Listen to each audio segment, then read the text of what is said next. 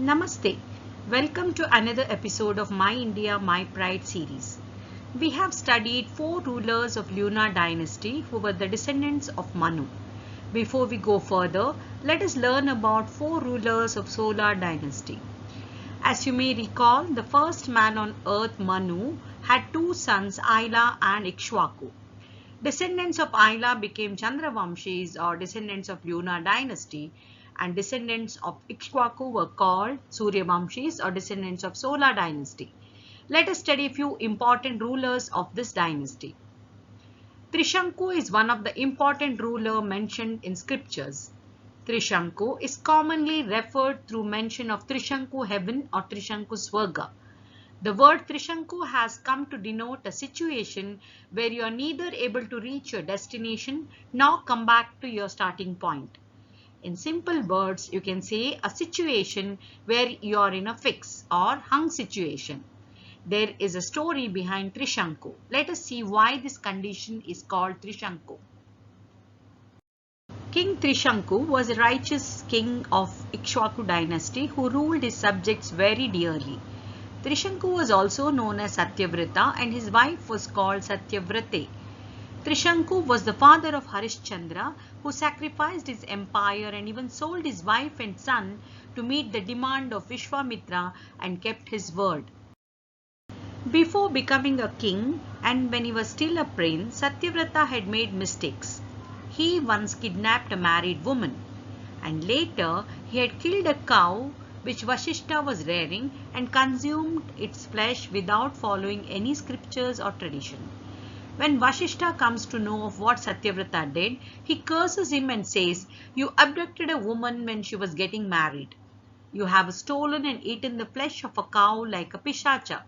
For these crimes, let there be 3 leprous marks, Shankus, on your face. Henceforth, you will be known as Trishanku, a man who behaves like a pishacha."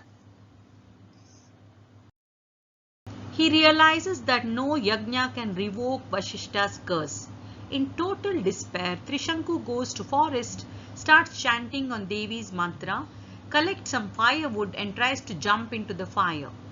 To his utter surprise, the Devi appears before him and says, "There is no greater crime than that of committing suicide. Be patient. You will be crowned king shortly." Saying so, the Devi disappears.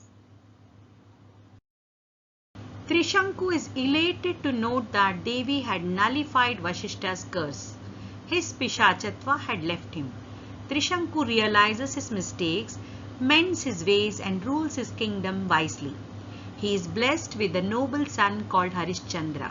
But after some years, the eccentric character and foolish behavior resurfaces and he wants to rise to Swargaloka in his mortal body. He approaches Rishi Vashishta, begs for his forgiveness.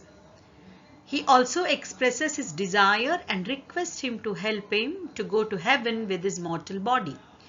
Rishi Vashishta is surprised and tries to explain that the task was impossible, as it was only the soul which was pure and not the mortal body which perishes.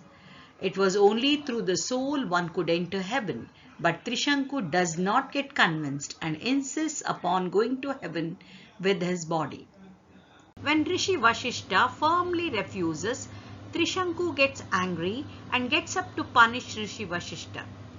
Upset with the king's arrogance, Rishi Vashishta's son curses Trishanku to become a Chandala, an untouchable.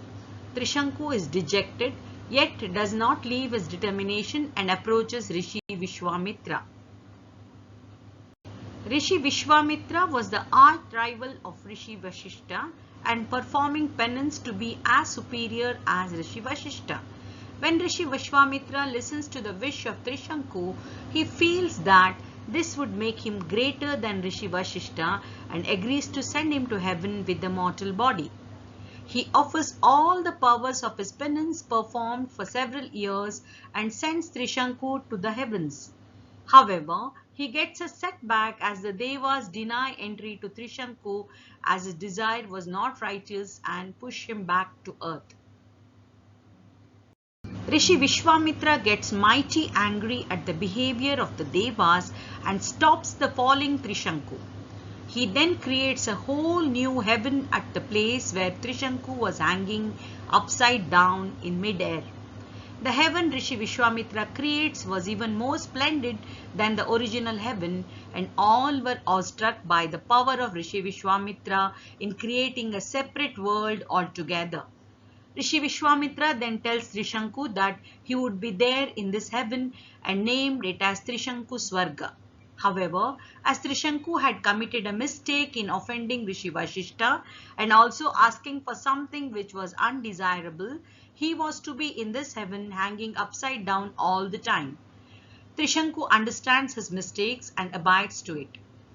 Deva praises the power of Rishi Vishwamitra, and the sage, having fulfilled the promise given to Trishanku, goes back to continuing his penance to become Brahmarshi. It is hence believed and told by our elders that when one cannot take a decision properly or is in a dilemma regarding good and bad, he or she is in the Trishanku Swarga, hanging indecisively instead of being firm and taking the right decision. It is our little stories from the Puranas which guide us to walk in the right way through the knowledge and teach us to be ethical and righteous in our life. Thank you for watching.